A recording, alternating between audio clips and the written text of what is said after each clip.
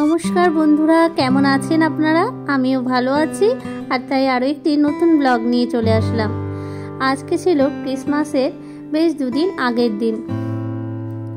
আমি এখন সকাল সকাল বিছানাটা গুছিয়ে নিচ্ছি এবং যাব আমার ছোট মেয়ের স্কুলে। ওই স্কুলটা যেহেতু খ্রিস্টান স্কুল, তো তার জন্য ওখানে খুব বড় করে ক্রিসমাস পালিত হবে। সেই ভিডিওটাও আপনাদের সাথে শেয়ার করব। আর এখন আমি যেটা করে নিচ্ছি সেটা হচ্ছে এই বিছনা চাদরটা আমি যে ভাইজ্যাগ গেছিলাম আসার সময় ট্রেনের থেকে নিয়েছি। তো বিছনা চাদরটা হচ্ছে মিক্স কটন, কিন্তু ছাপাটা এত ভালো লেগেছিল তার জন্য কিন্তু এটা আমি নিলাম। তোমাদের কেমন লেগেছে অবশ্যই কমেন্ট করে জানাবে। আর বিছনা চাদরটা পেতেছি, আর এদিকে আমার দেওয়ালের রঙের সাথে সব বিছনা চাদরগুলো সব পিঙ্কিশ টাইপেরই হয়ে গেছিলো, যার জন্য আমি একটু এখন বিপরীতধর্মী কালার দিয়ে ট্রাই করছি। তো সেই জন্যও নেওয়া। আর যেহেতু জিনিসটা শুধু কটনের সাথে একটু মিক্স আছে, তো খুব আর কি রাফলি ইউজ করা যাবে, তার জন্য আর আমার পর্দার রঙের সাথেও কিছুটা ম্যাচ হয়েছে। তো কেমন লাগছে আপনারা অবশ্যই বলবেন। আর ঘর তো সেরকমভাবে গুছানো থাকে না, ওদিকে ফ্লাওয়ারগুলো এনেছি, ওগুলো আপনাদের সাথে শেয়ার করা হয়নি। যাই হোক, স্কুলে চলে এসেছি। তো স্কুলে একটু মিটিং টাইপের ছিল যে ক্রিসমাসে কীরকম কী প্রোগ্রাম হবে, আর সেই সাথে গার্জিয়ানরা বাচ্চারা রিহার্সাল করছে সেগুলো। তো সেই সময় মিটিংটা শেষ হয়ে গেছে, আমি ভিডিওটা করেছি। এইখানে এখন বাচ্চাদেরকে কেক দেওয়া হচ্ছে আর মাদেরকে দেওয়া হচ্ছে চা বিস্কুট সাথে কেক। তো আমরা সেগুলো খেয়ে নিলাম। আর আমি তার আগে আমার যেটা কাজ, যেহেতু ব্লগিং করি তাই একটু অর্ধেক সব জায়গায় গেলেই একটু মুহূর্তগুলো ক্যাপচার করার একটা ব্যাপার থাকে, সেটাই করছি।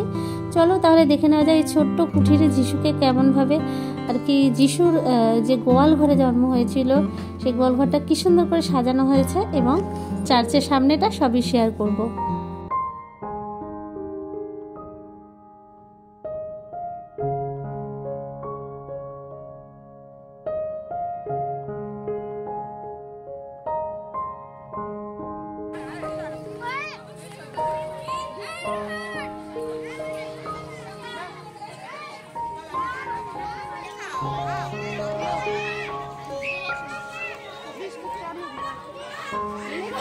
হেভি দায়িত্ব পেয়েছো তো।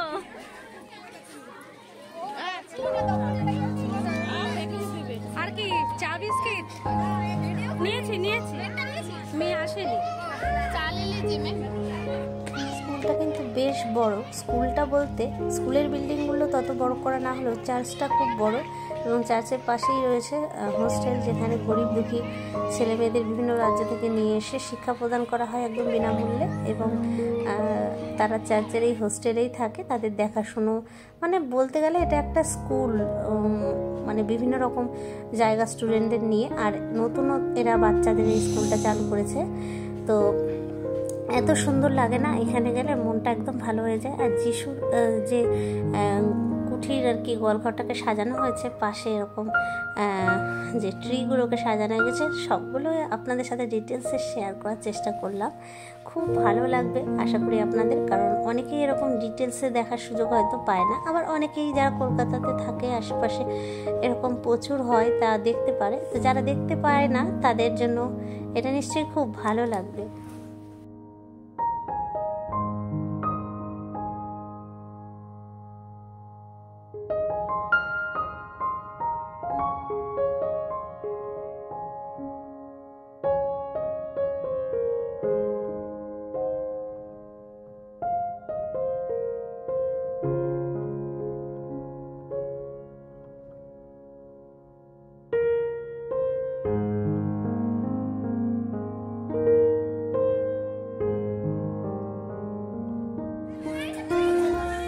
আবার উপরে যেতে বলেছে নাকি? সেটা উপরে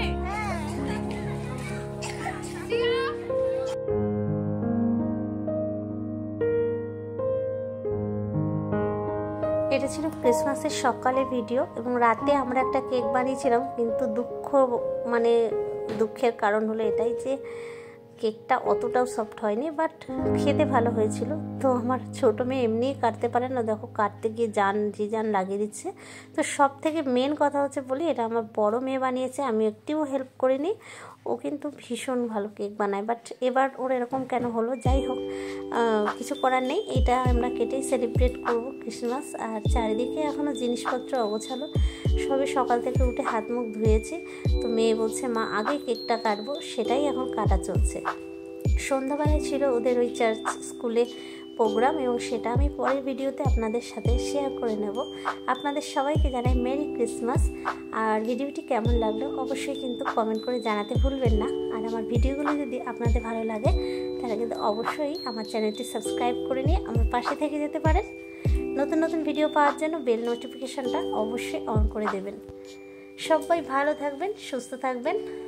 আজকের মতো এখানেই শেষ করছি। টাটা বন্ধুরা।